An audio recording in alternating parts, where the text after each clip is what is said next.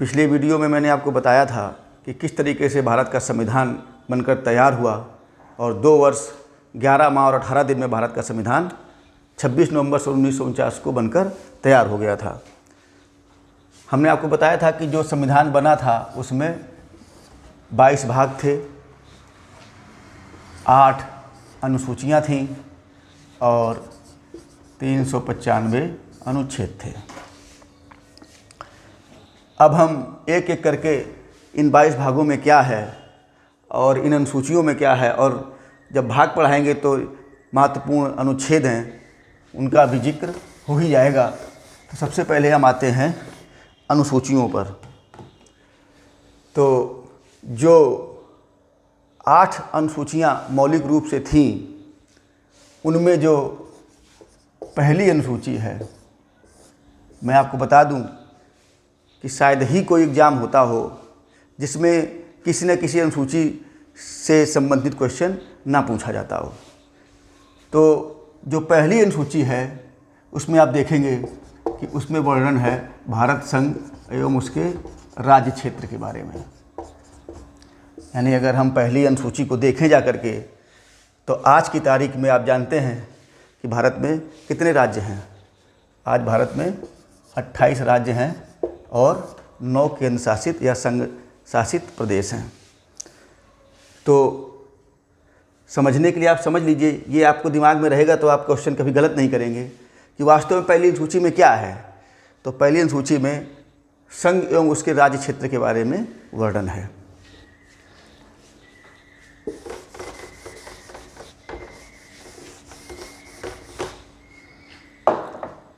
जो दूसरी अनुसूची है, जो सेकंड शेड्यूल है, उसमें आप देखेंगे कि जो महत्वपूर्ण संवैधानिक पद हैं,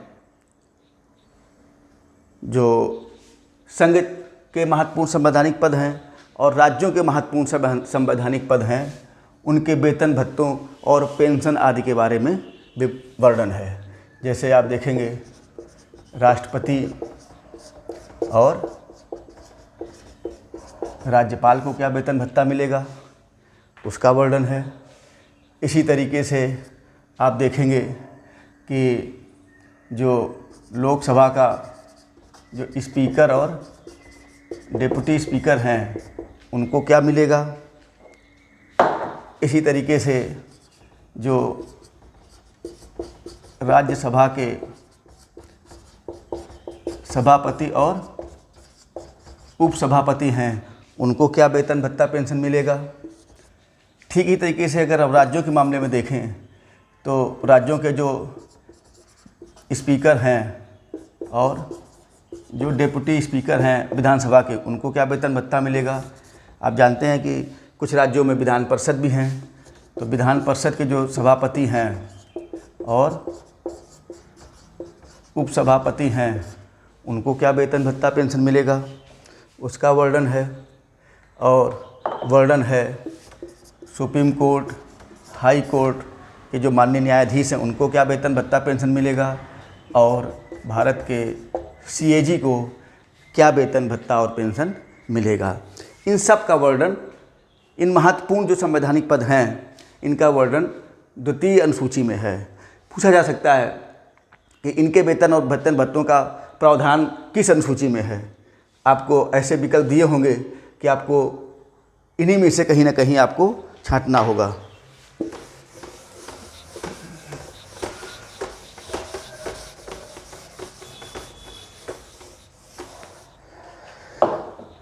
जो तीसरी महत्वपूर्ण अनुसूची जिससे बहुत क्वेश्चन पूछे जाते हैं, इस तीसरी अनुसूची में है, बहुत पूछा जाता है, जो महत्वपूर्ण पद हैं उनके शपथ और प्रतिज्ञान। हम जानते हैं कि भारत में जब कोई महत्वपूर्ण पद पर व्यक्ति पहुंचता है, चाहे राष्ट्रपति हों, चाहे वो राज्यों के राज्यपाल हों, सांसद हो, उच्चतम या उच्च न्यायालय के न्यायाधीश हों, इन सब को अपने पद पर कार्य करने से पहले पद एवं गोपनीयता की शपथ लेनी पड़ती है। शपथ किसकी लेते हैं? पद एवं गोपनीयता की। तो ये जो तीसरी अनुसूची है, इसमें संघ का जो मंत्री होता है, अब जैसे सपोज कर लीजिए संघ का कोई मंत्री है, चाहे वो अभी जैसे रक्षा मंत्री हैं या विदेश मंत्री हैं, आप देखेंगे जब कोई नई सरकार बनती है या नई सरकार जब अपने मंत्रिमंडल का विस्तार करती है, तो जब कोई संघ का मंत्री बनाया जाता है तो वो संघ के मंत्री के रूप में पद एवं गोपनीयता की शपथ लेता है। इसी तरीके से आप देखेंगे कि सांसद कौन सी शपथ लेगा, चाहे वो लोकसभा का सदस्य हो चाहे वो राज्यसभा का सदस्य हो, वो भी क्या शपथ लेता है उसका प्रारूप भी तृतीय अनुसूची में है। इसके अलावा तृतीय अनुसूची में सुप्रीम कोर्ट यानी उच्चतम न्यायालय का जो न्यायाधीश होगा, जो हाई कोर्ट का न्यायाधीश होगा और जो CAG होगा, और यहाँ तक कि जो राज्य हैं भारत के, राज्यों में जो मंत्री बनते हैं वो भी कौन सी शपथ लेते हैं, यानी शपथ का क्या प्रारूप होता है, उन सब का वर्णन इसमें है। अब यहाँ सबसे महत्वपूर्ण बात आपको बताने जा रहा हूँ कि जो भारत के बहुत महत्वपूर्ण पद हैं, जो हमारे संघ का जो प्रमुख है या जो हमारे राज्यों का जो प्रमुख है, यानी राष्ट्रपति और राज्यपाल, मैं आपको बता दूं कई बार ये क्वेश्चन पूछा गया है और अधिकांश लोगों ने इसको गलत किया है।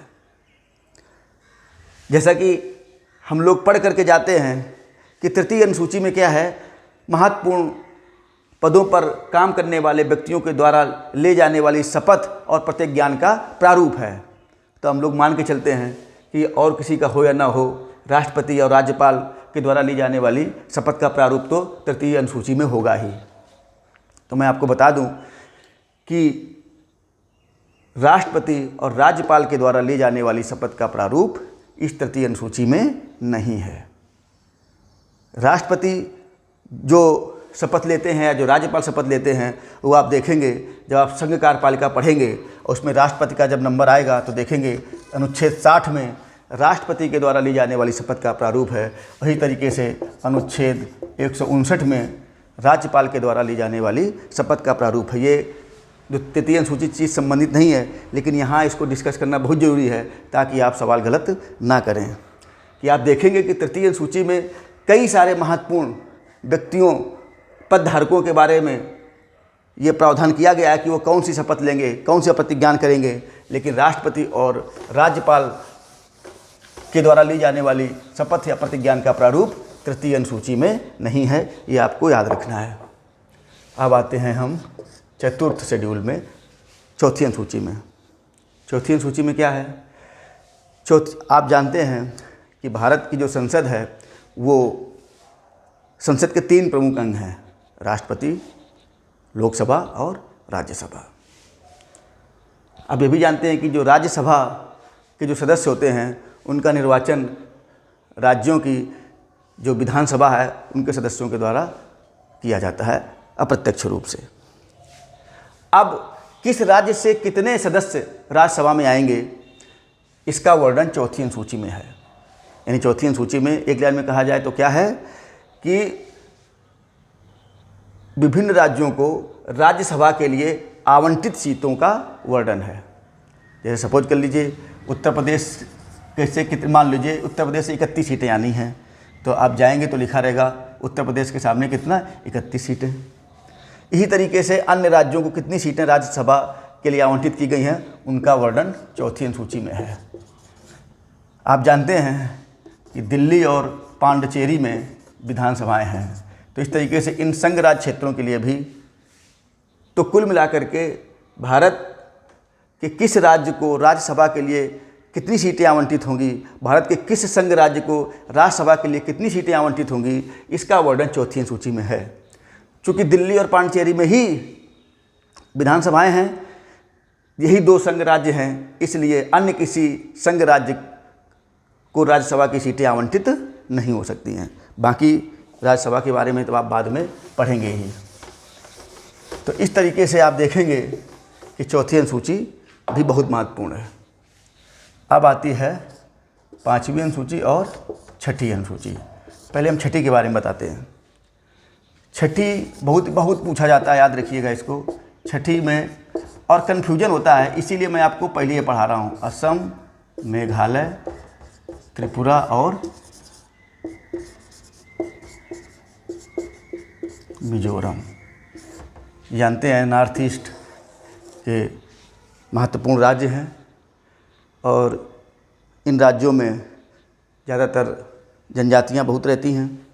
तो इसीलिए इन राज्यों, जो ये आपकी 6ठी अनुसूची है, इस 6ठी अनुसूची में असम, मेघालय, त्रिपुरा और मिजोरम में निवास करने वाली विभिन्न जनजातियों के प्रशासन एवं उनके कल्याण के संबंध में व्यवस्थाएं की गई हैं।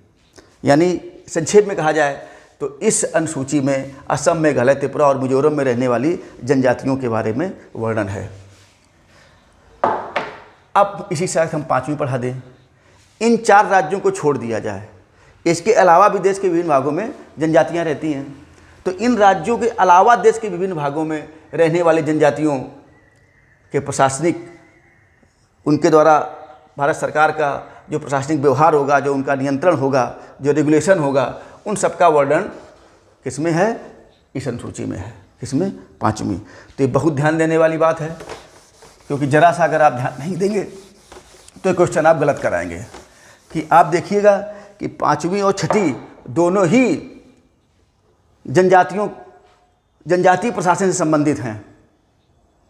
भारत के विभिन्न राज्यों में रहने वाले जनजातियों के प्रशासन और उन पर नियंत्रण से संबंधित हैं, उनके रेगुलेशन से संबंधित हैं।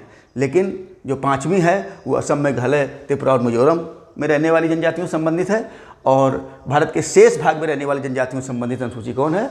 वो है 5वीं। और 6ठी आपको बताई दी मैंने। अब आते हैं हम 7वीं अनुसूची में। किसमें? 7वीं अनुसूची में। ये भी बहुत महत्वपूर्ण अनुसूची है, और वास्तव में ये अनुसूची जो है वो भारत में संघ राज्य संबंधों के निर्धारण में बहुत महत्वपूर्ण है। इस अनुसूची में वास्तव में 3 सूचियां दी गई हैं। संघ सूची,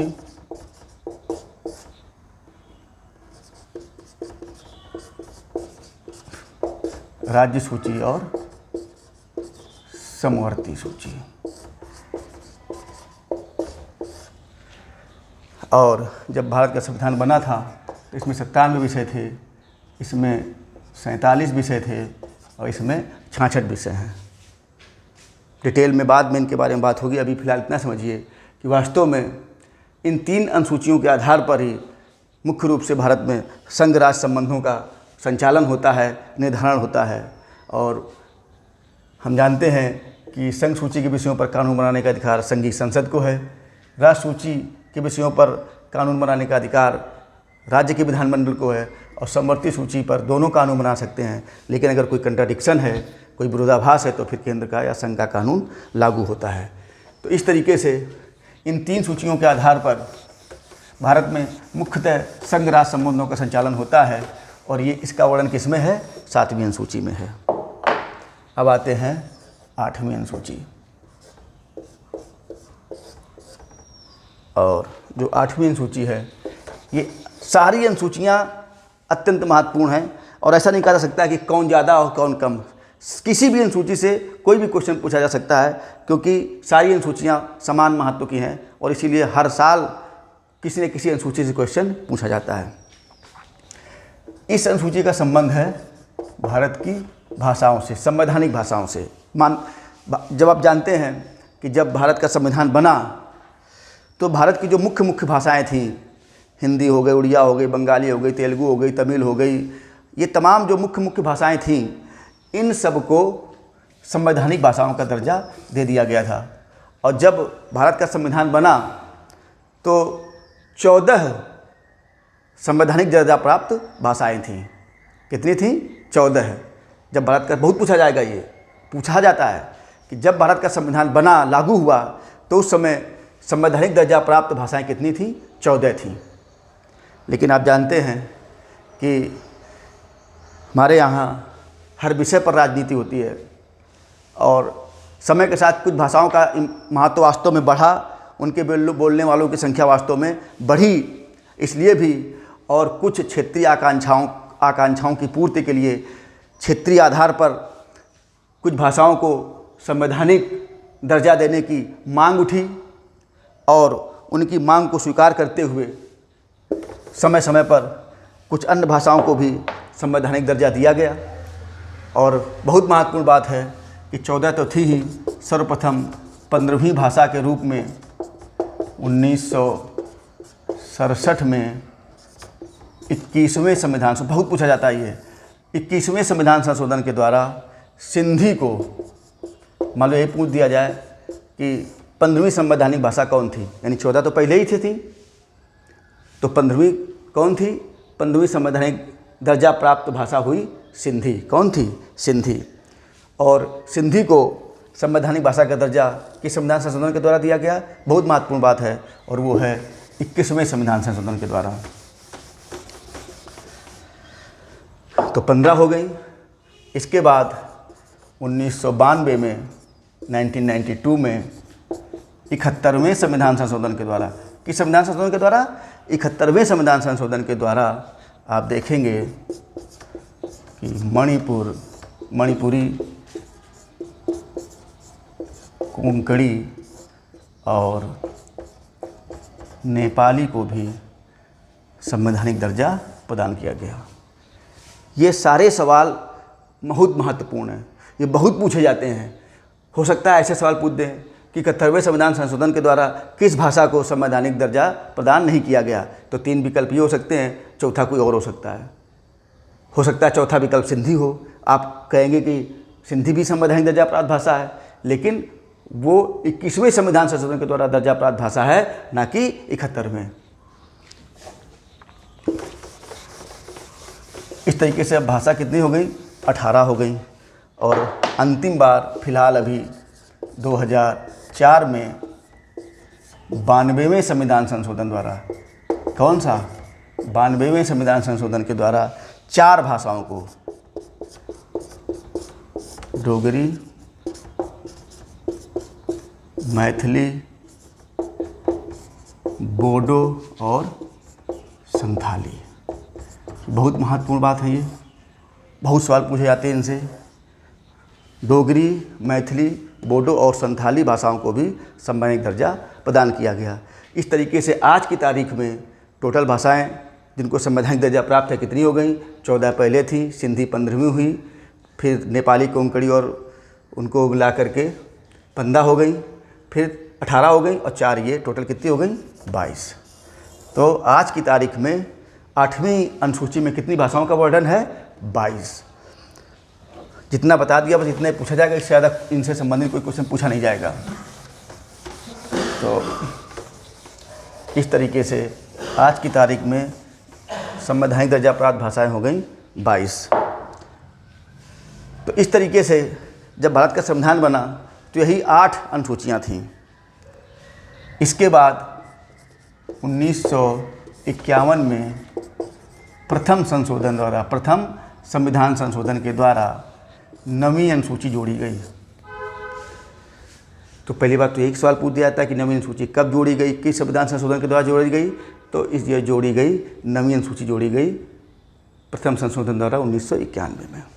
और याद रखिए बहुत सवाल पूछा जाता है, इसमें मुख्य रूप से भूमि सुधारों से संबंधित कानून हैं। और क्यों हैं ये सूची क्यों जोड़ी गई? आप देखेंगे कि आज़ादी के बाद जब भूमि सुधार कानून लागू किए गए और लेकिन उधर जो हमारा जो मूल अधिकार था, 7 मूल अधिकार थे, उनमें संपत्ति का अधिकार मूल अधिकार था। इधर सरकार जो है भूमि सुधार करना चाहती थी। हम जानते हैं किसी के पास 1000 बीघे ज़मीन थी, किसी के पास 2000 बीघे ज़मीन थी और किसी के पास भूमि का एक टुकड़ा भी नहीं था। तो भारत में भूमि सुधार बहुत आवश्यक थे। तो जब भी कोई सरकार भूमि सुधार से संबंधित कानून लाती थी, उस कानून को मूल अधिकार के आधार पर चैलेंज कर दिया जाता था और सरकार भूमि सुधार कानूनों को लागू नहीं कर पाती थी। इसलिए सरकार ने पहला संशोधन के द्वारा 1951 में 9वीं अनुसूची जोड़ी और ये व्यवस्था कर दी कि अगर किसी कानून को हम नवीं अनुसूची में डाल देंगे तो उस कानून की वैधता को किसी भी आधार पर किसी भी न्यायालय में चुनौती नहीं दी जा सकती है। बहुत महत्वपूर्ण बात मैं आपको बता रहा हूँ कि नवीं अनुसूची क्यों जोड़ी गई।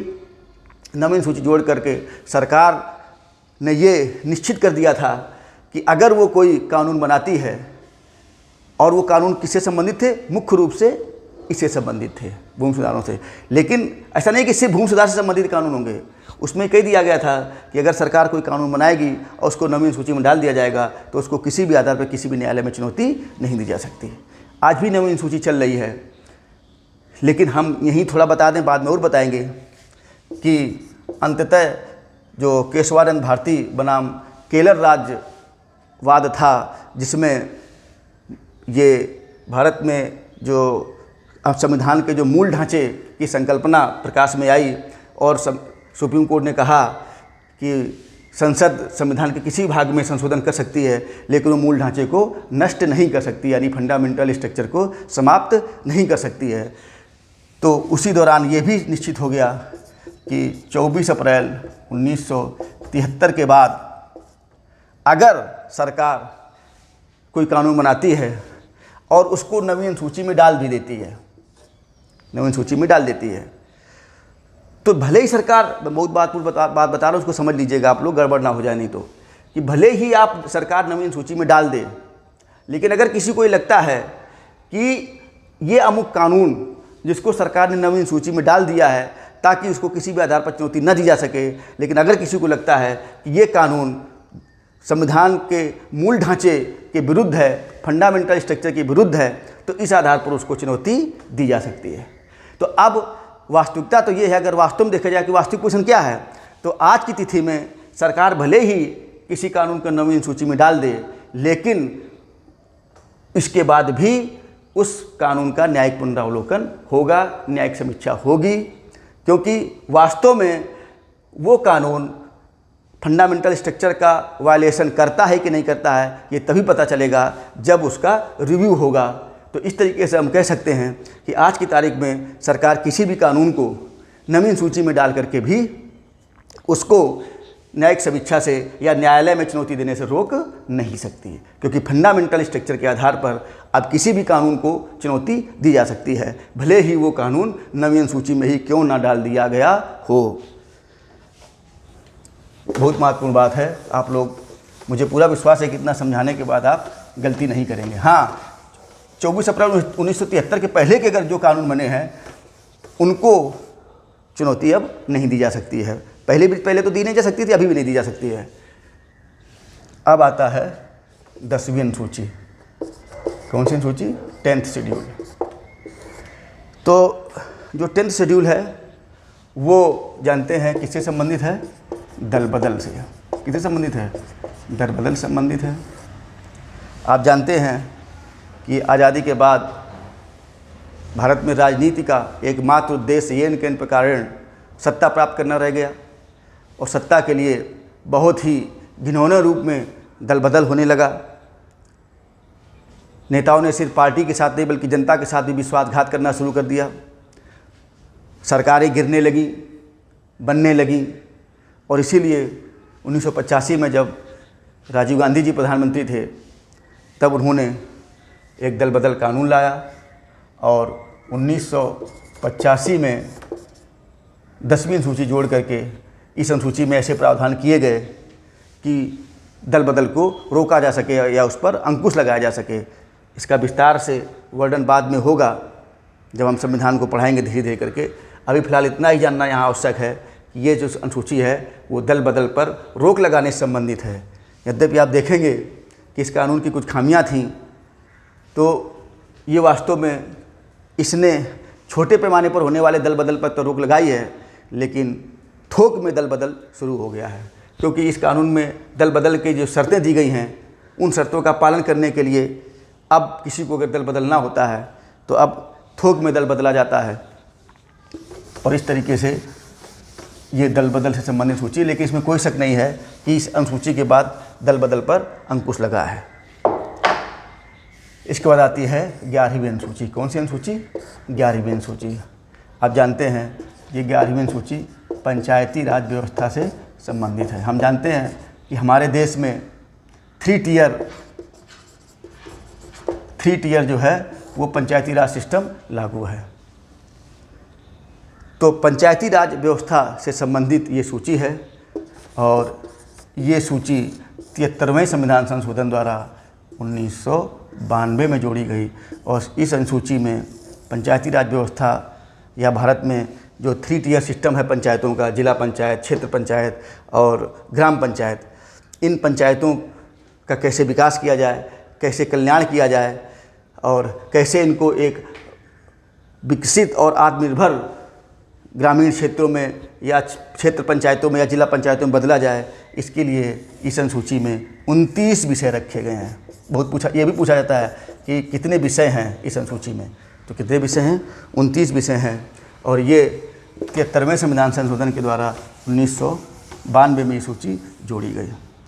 और अंतिम सूची जो है वो है 12वीं सूची और ये जो है 74वें संविधान संशोधन द्वारा 1992 में ही जोड़ी गई और ये 74th अमेंडमेंट के द्वारा जोड़ी गई और इसका संबंध स्थानीय नगरीय प्रशासन से है।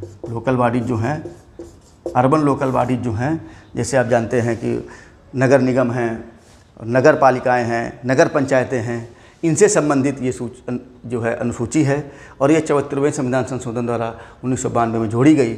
और जिस तरीके से 11वीं सूची में 29 विषयों को रखा गया है, इस तरीके से इसमें जो है वो 18 विषयों को रखा गया है और इन विषयों के संबंध में स्थानीय प्रशासन को अधिकार दिए गए हैं कि इन विषयों पर जो है वो काम करें। और इस तरीके से हम देखेंगे कि भारत के संविधान में जो